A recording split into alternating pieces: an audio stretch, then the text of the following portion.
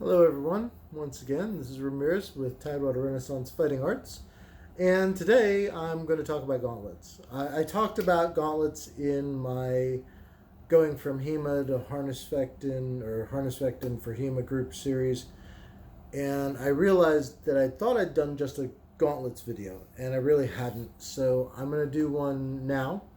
I'm going to share with you three different gauntlets, different qualities, different reasons for having them. So before I get started, these are all fingered gauntlets. So these are all 5-fingered gauntlets for harness. Um, Clamshells, I will say they are more protective. They're generally more later period than early period as far as their history, but they're definitely more protective. That's kind of why they're exclusive. Like almost everyone in Booherd exclusively uses clamshells. But we're doing harness, and harness has a lot of fingered gauntlets. So I'm going to move from kind of least to best, or from budget to most expensive, and show you some of the differences, some of the similarities.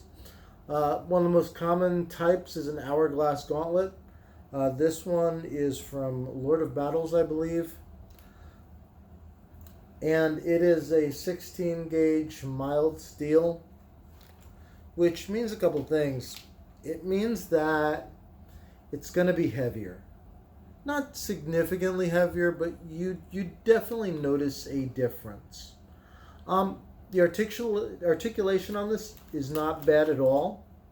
You can see where the fingers are kind of riveted, and then there is some extra leather sewn into the back of the finger plates. As far as protection, on the outside, you're going to get it pretty good. On the sides, you are not. But then again, with what we do and the tools we generally use, this is kind of fine. It's not necessarily great, especially on the outside of the index finger. But if you're holding something with a rondel, the rondel kind of helps protect that center area when you're holding it. Swords have guards, other things that help once again to protect. You're not really expecting a lot of thrusting. There is parts where we do teach to thrust into the hand, but more often you're trying to thrust in here rather than thrusting here. It's a much harder shot to do when you're holding something to get that top in there. This is an hourglass design, and this and the second one are an hourglass design. And the point of that is when you have like big armor here, you really want to be able to move your wrist. And the hourglass is kind of the simple way to accomplish that. So you'll find hourglass designs to be fairly common when dealing with gauntlets. The back gauntlet is very, very solid. You are not denting this, not easily by any stretch of the imagination. So overall, I like it. It has a few flaws in it. You'll notice that people sometimes worry in modern HEMA about getting swords stuck in stuff. There really is no room to get anything in there. If you open your fingers even, like right here is the widest I can get that. It'd have to go underneath to get there. If it's on the top, it just gets caught right in here. And unlike HEMA gloves, you don't need something big and bulbous to protect that. There are no additional plates on this glove. This glove is fairly basic. The hourglass is not completely closed. On other higher end versions of the same gauntlet, you will have that be closed. But the difference here becomes price. If you're looking to start, and they do make this, it's not exclusively in black. They do make this in a white with the brass settings. I bought this on sale, I think through Cult of Athena for like $130, which is insanely cheap in my opinion. I think it normally goes for about $160, $170, which is still really good if you're looking for a budget set of gauntlets. There are some trade-offs. That weight tends to sit right up here when I'm holding my hand like this. And if you let your knuckle drop back into where this rivet is, it can be a little bit uncomfortable. So you want to make sure it's sitting correctly on your hand. But other than that, it's a great budget gauntlet. for a 5-fingered gauntlet. Um, and I have to say that overall I am pretty satisfied with it for what it's worth. Moving up in cost, however, to I think around either $350 or $380. I did get it on sale. This is another hourglass gauntlet. This is by Arm Street. This is done in 16 gauge stainless steel and then 18 gauge on some of the smaller finger plates. This one I have mixed feelings about. I love that it's in stainless. The price point for what I'm getting is not bad. Overall, the articulation is good except for the pinky. You can see that the pinky in this case gets caught here. Now this is a size medium. I would suspect on a size large, this demi gauntlet would be dropped a little bit and that would be less of an issue.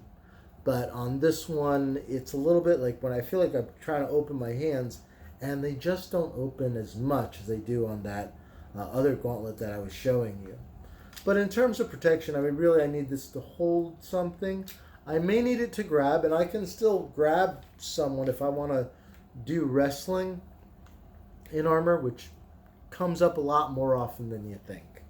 That I do have that hand free is good. That I can't push back on this thumb, I suppose, is a good thing, or that pinky, because I really would rather not it get broken. So it's a mixed bag. But in terms of coverage, and especially with my current kit, the one from the 100th episode, I can move my wrist so that I have good circular movement. So yes, I do like this. Works well with the kit that I'm doing. So when I'm looking to do a white armor, this is kind of my go-to gauntlet. It works well with an arm cannon, which means if you have your bottom forearm encased in steel, you want something that has that hourglass because it gives you more mobility. The last one in this set is the most expensive, and I think this is like $550. So it was not a cheap gauntlet. It is the Kingmaker series. This has a cuff. Now this one has amazing mobility. You know, that's the first thing you notice.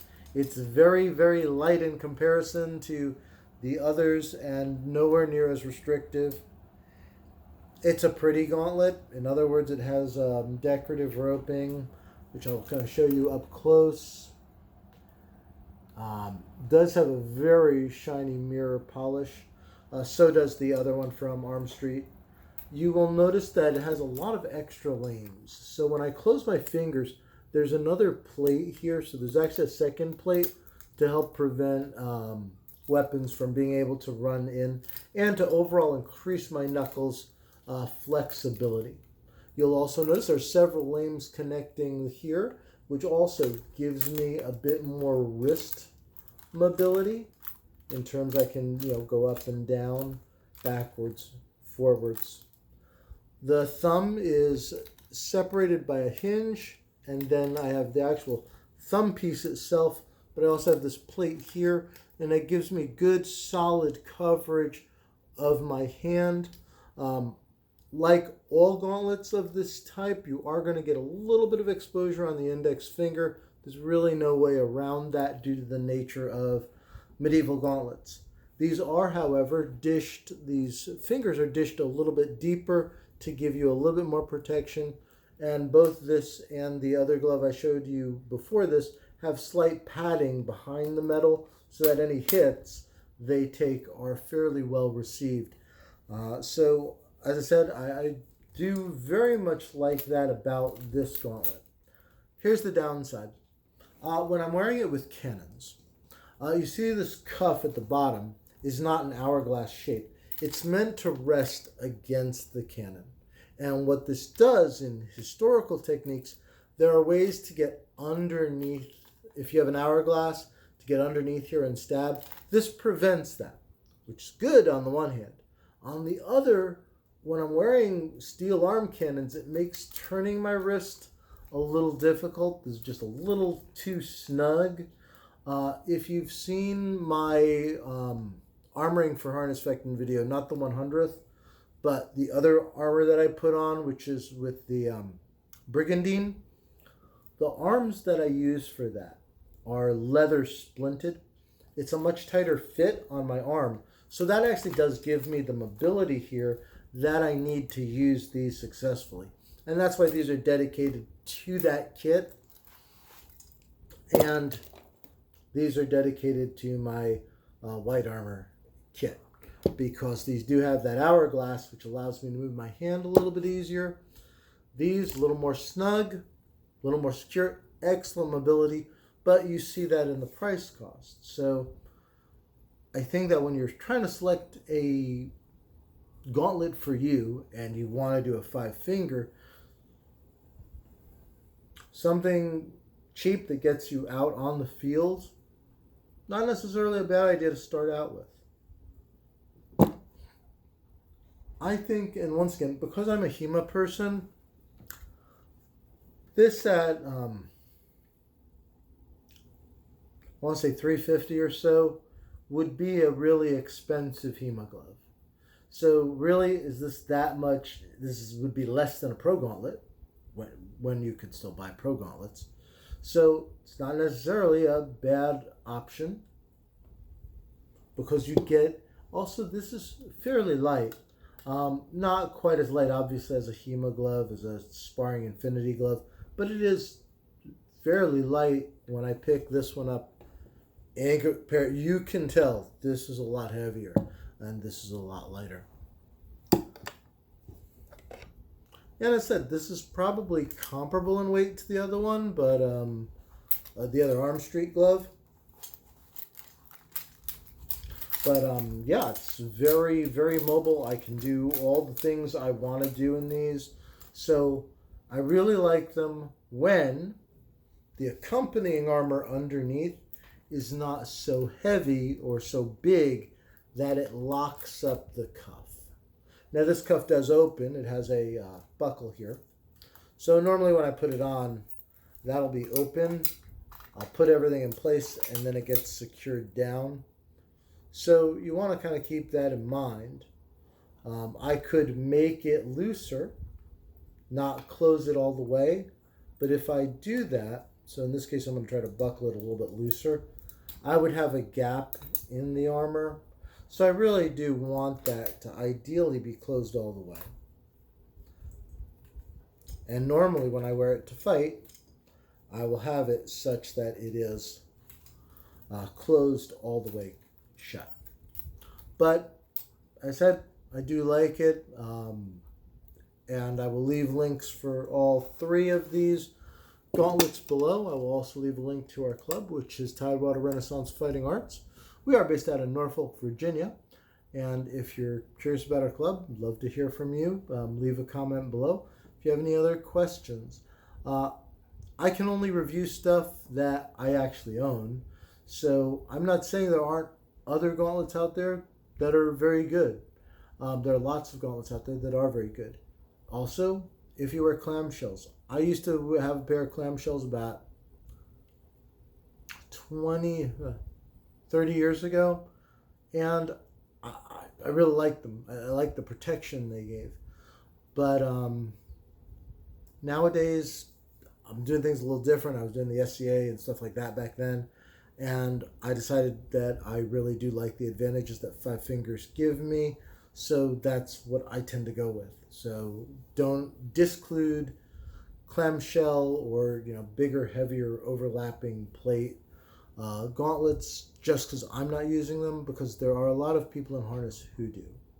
All right, I'll catch you in the next video.